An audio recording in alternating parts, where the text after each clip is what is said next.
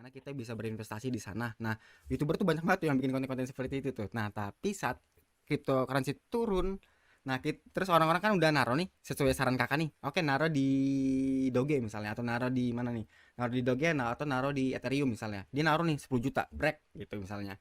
Nah, saat turun, saat kebakaran nanti yang disalahin tuh bukan pasarnya tapi yang disalahin tuh kakaknya gitu. Jadi ntar Kak Ali tuh dibully habis-habisan sama netizen gitu karena kakak udah menciptakan sebuah kerugian.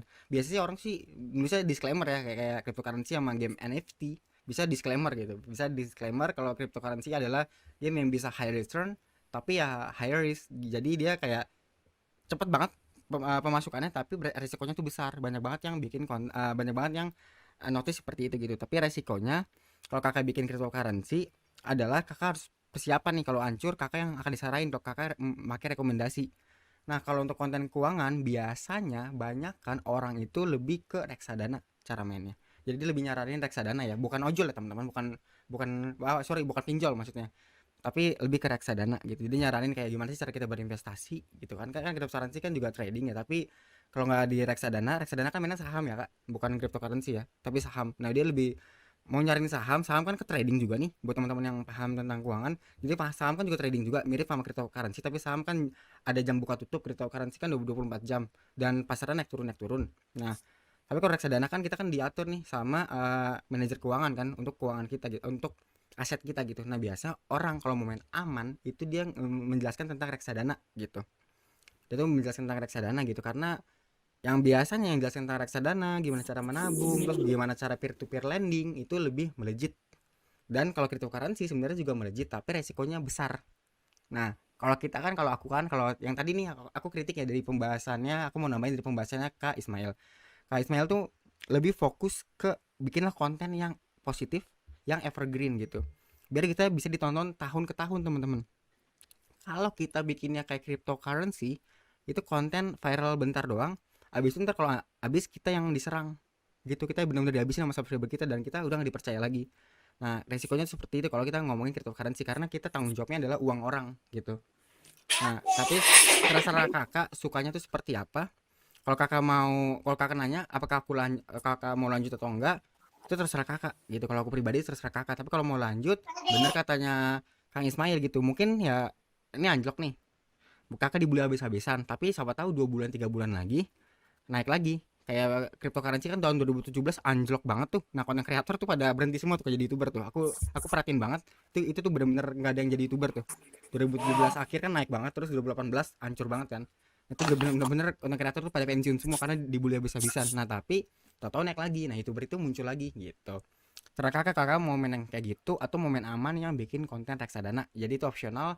Kalau aku kembalikan ke kakak aja gitu. Tadi ya, tapi aku udah kasih pemaparan tersebut. Jadi kalau jawaban aku gitu sih Kak Ali. Aku kembalikan ke Kak Alifah untuk sesi pertanyaan, silakan Kak. Iya, baik. Terima kasih Mas Ismail dan Mas Lutfi atas jawabannya.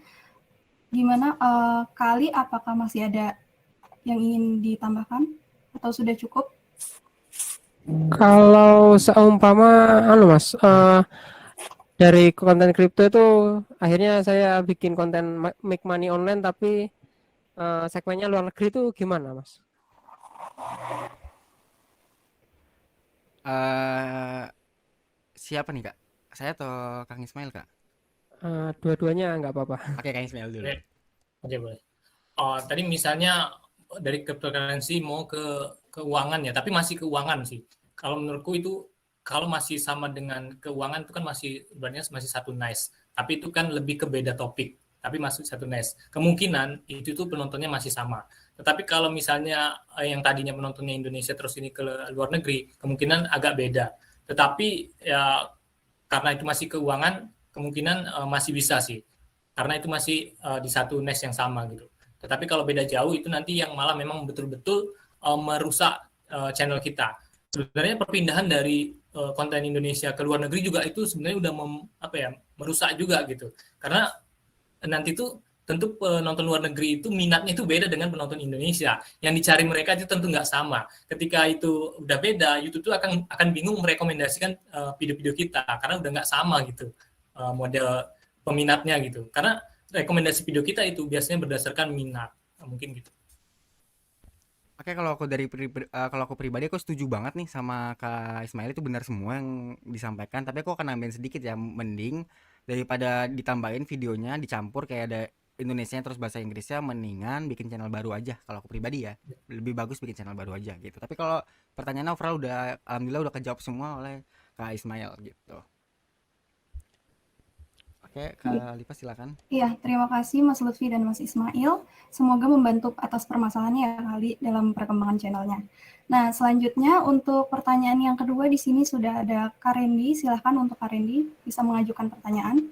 Ya, cek udah ada. Iya Kak, sudah Sudah. ada. Ya, saya mau tanya aja bagaimana tips and trik kalau punya channel banyak itu, entah safety-nya atau pengaturan email atau bla bla blanya lah.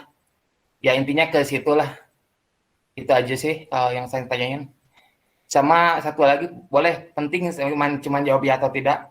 Kalau cover lagu itu harus izin ke pemiliknya atau enggak? Soalnya sekarang lagi booming banget, saling gugat gitu kan pemilik lagu sama ini gitu. Makasih, udah penting buat saya. Alhamdulillah. Makasih ya. Assalamualaikum. Ya, oke bentar.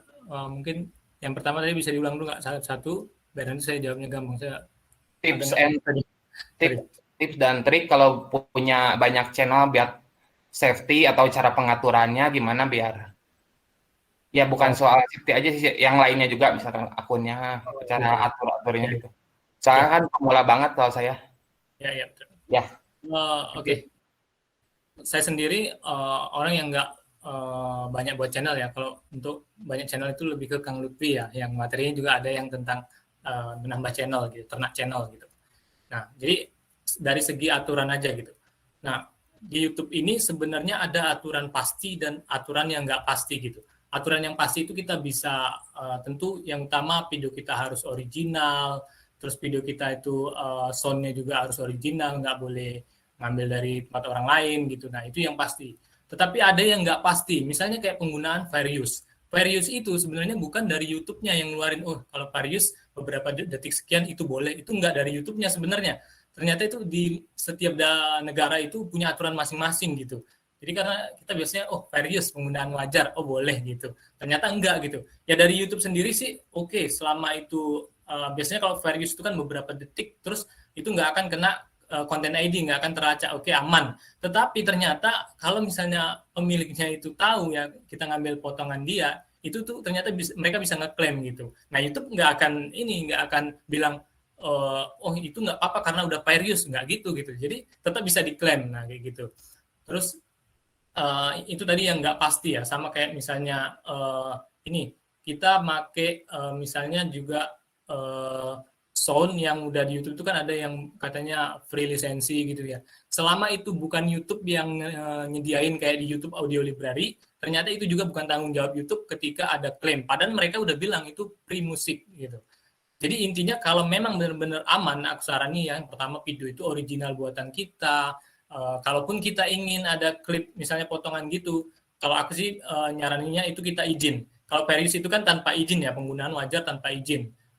Seperti kayak channelnya calon sarjana atau yang lain-lain itu fair use ya. Memang itu tadi karena ilmunya nggak ilmu pasti, ada yang bakalan aman, ada yang nggak, tergantung nasibnya dia gitu. Ya kalau memang sebenarnya konten seperti itu, seperti alur film itu gampang dibuat dan apanya besar gitu cuannya, karena memang peminatnya banyak gitu. Tetapi itu tadi selama dia nggak original, soundnya juga nggak disediain dari YouTube yang free atau kita nggak izin, itu tuh akan bermasalah gitu. Selain itu ada yang cara-cara bisa kita akali, mungkin kayak nanti video itu kita edit lagi supaya nggak kena deteksi klaim hak cipta. Itu memang betul nggak kena deteksi karena udah kita edit. Tetapi kalau mereka menemukan yang asli itu mereka bisa tetap klaim gitu. Intinya kalau dari aku ya, kalau mau aman, benar-benar aman itu tetap original semuanya dan ya sesuai aturan YouTube gitu loh. Oke. Oke, makasih Kak Ismail atas penyampaiannya, itu hampir udah terjawab semua ya.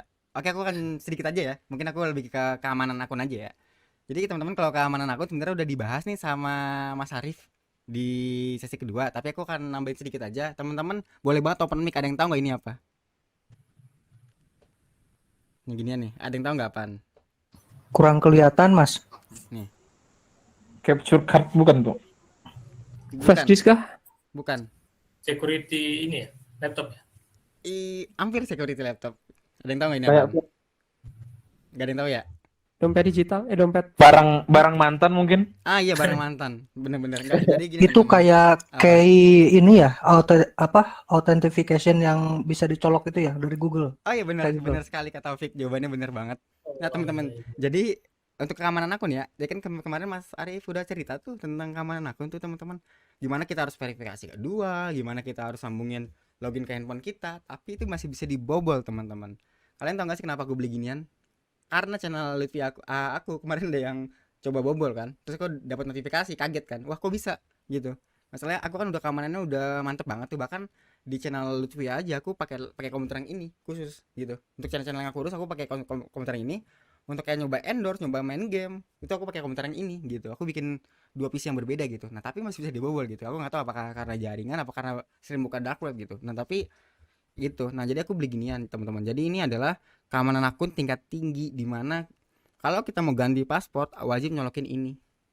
Jadi semua data kita itu ke scan semua di sini, dan cara kita bisa ngedeteksi, mereka tuh ngedeteksinya di sini nih. Ini kan ada bulat nih, pakai sidik jari gitu. Jadi aman banget. Nah aku sampai beli ginian loh teman-teman, karena akun aku sempat kena hack gitu. Nah jadi kena keamanan akun ya. Jadi sebisa mungkin teman-teman yang aku pelajarin ya dari keamanan akun ya.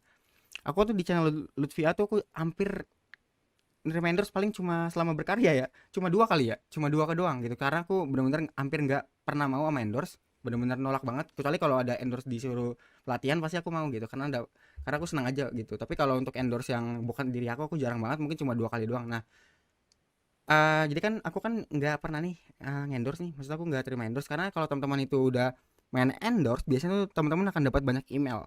Email itu ada 2 tipe, email yang beneran sama email ini apa namanya, phishing, di mana tadi ngasih sebuah aplikasi kayak software gitu, terus dia bilang kayak ini nih aku mau kayak misalnya siapa nih, Kak Randy, aku mau Kak Randy untuk promosi ini adalah software terbaru aku ini untuk ngedit foto. Nah terus Kak Randy install nih, tahu isinya adalah malware gitu, virus semua, terus data Kak Randy dicuri. Nah, itu banyak banget kasus kayak gitu.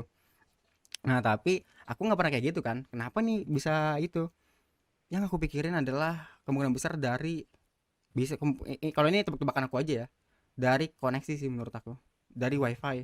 Karena komputer ini sama ini kesambung, komputer ini kan buat percobaan, ini buat serius gitu. Jadi dalam percobaan aku ya udah aku coba-coba semua tuh, coba-coba hal-hal yang aneh gitu. Nah jadi ke track semua di situ. Nah untuk keamanan akun sebisa mungkin kalau pengen aman banget beli ini, namanya apa ya, key two factor NFC kalau nggak salah namanya. Nah jadi bisa beli ginian, atau kalau nggak mau beli ginian yang kalau login itu harus pakai HP yang satunya gitu. Kalau aku tuh login pakai HP yang satunya juga gitu. Kalau mau aman itu harus login ke HP yang satunya gitu teman-teman. Jadi untuk keamanan akun sih seperti itu ya, untuk masalah keamanan akun. Dan kalau masalah untuk gimana cara bikin ternak akun yang banyak, aku pribadi sih caranya adalah aku bikin aku sebenarnya udah pernah ngomong ya tapi di webinar kedua, tapi satu akun itu satu email teman-teman, wajib.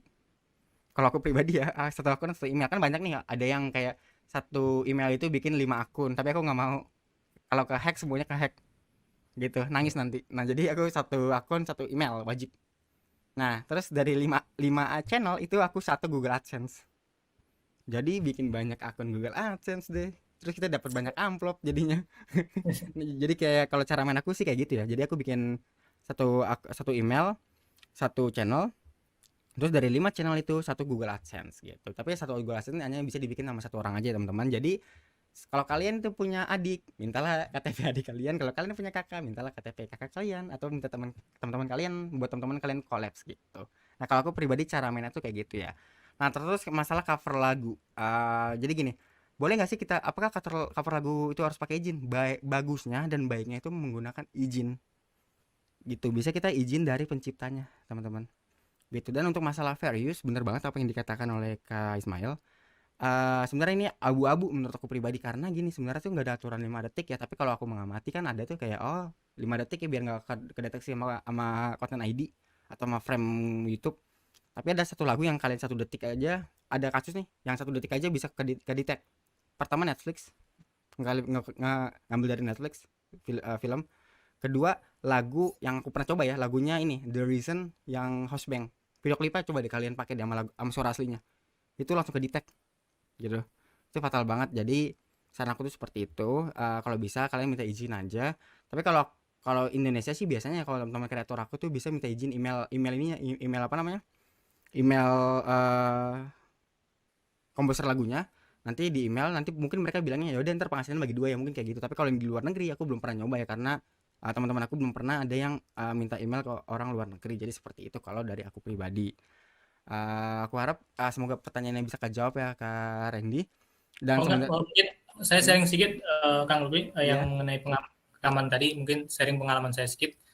Itu tadi tips dari Kang Lutfi itu bagus banget, udah ada alat pengaman ternyata ya. Tetapi yang selama ini saya nge-YouTube ya, saya itu mengamankan akun saya itu dengan cara gini.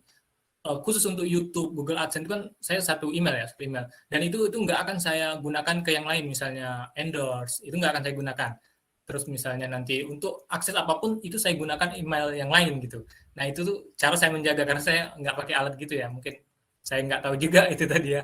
Cuman selama ini yang saya alami seperti itu, karena kayak misalnya Google AdSense ini kan ibaratnya yang akan menyimpan uang kita gitu, jadi kita harus benar-benar ngejaga. Dan kalau saya sih tipsnya ya, saya itu memang nggak akan memakai itu untuk yang lain gitu. Saya usahakan gitu.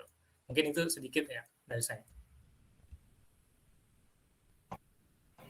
Baik, terima kasih Kak Ismail, Kak Lutfi. Gimana Kak Randy, apakah sudah menjawab dari pertanyaan? Iya. Oke, baik. Terima kasih. Selanjutnya kita boleh lanjut ya Kak Ismail dan Kak Lutfi. Di pertanyaan ketiga kita ada Kak Vita, silakan Kak Vita. Iya, Mbak Alifa. Assalamualaikum. Kedengaran? Kedengaran Mbak, waalaikumsalam. Maaf nih Mbak, nggak bisa open cam ya, karena lagi berantakan sekali nih anak-anak. Nggak apa-apa Mbak. Nggak apa-apa. Iya, ini saya mau tanya ini. Untuk konten yang tanpa wajah, ini yang mana yang lebih disukai YouTube, itu yang lebih direkomendasikan, dan kedepannya nanti lebih mudah untuk monetisasi. Antara konten video yang original, misalnya kan ini tanpa wajah ya, jadi hanya kayak, kan video saya tentang tutorial, misalnya hanya kayak screen recording gitu, tapi di bawahnya hanya ada penjelasan teks, jadi tanpa voice over, atau video yang pakai voice over, tapi dengan misalnya tambahannya dari kayak video pixels, atau video-video various seperti itu. Kan kalau di sini kan kendalanya saya tempatnya berisik ya, bising gitu. Jadi kalau misalnya bikin video yang tanpa rekam suara itu lebih cepat gitu. Jadi 1 hari bisalah dapat. Tapi kalau misalnya yang ada rekam suaranya itu bisa lebih lambat gitu. Jadi sarannya sebaiknya bagaimana? Tapi kalau misalnya nanti lebih bagus yang ada suaranya, ya saya usahakan pakai suara gitu. Bagaimana nih menurutnya Mas Ismail sama Mas Lutfi? Itu saja sih, jadi video yang polosan hanya rekam suara dengan background saja, atau yang ada suaranya, suara saya gitu. Itu saja sih Mas. Makasih Mbak Alifa. Iya, sama-sama Mbak Vita. Terima kasih atas pertanyaannya. Mungkin boleh dijawab Mas Ismail terlebih dahulu. Pertama, kalau dibilang bagusan mana, itu pastinya bagusan yang menggunakan wajah dan juga suara. Itu YouTube udah pernah bilang. Karena kenapa? Dengan suara itu juga akan mendeteksi algoritma. YouTube itu ngebaca juga dari apa yang kita omongin, misalnya tentang investasi, itu akan terdeteksi di pencarian nanti melalui suara-suara kita. Itu udah dibuat oleh YouTube. Nah, sayangnya kalau kita cuma teks, itu tentu pencariannya jadi lebih nggak bagus karena kita nggak ada suara. Terus kalau ada wajah, itu lebih bagusnya karena biasanya lebih ke pendekatan ke penonton. Penonton tuh lebih suka, oh kenal langsung sama orangnya, oh ini ada orangnya, oh channel ini lebih profesional, oh channel ini lebih lebih enak karena kita lebih dekat dengan konten kreatornya gitu. Terus kalau dibilang dengan monetisasinya itu apakah nanti kedepannya bisa?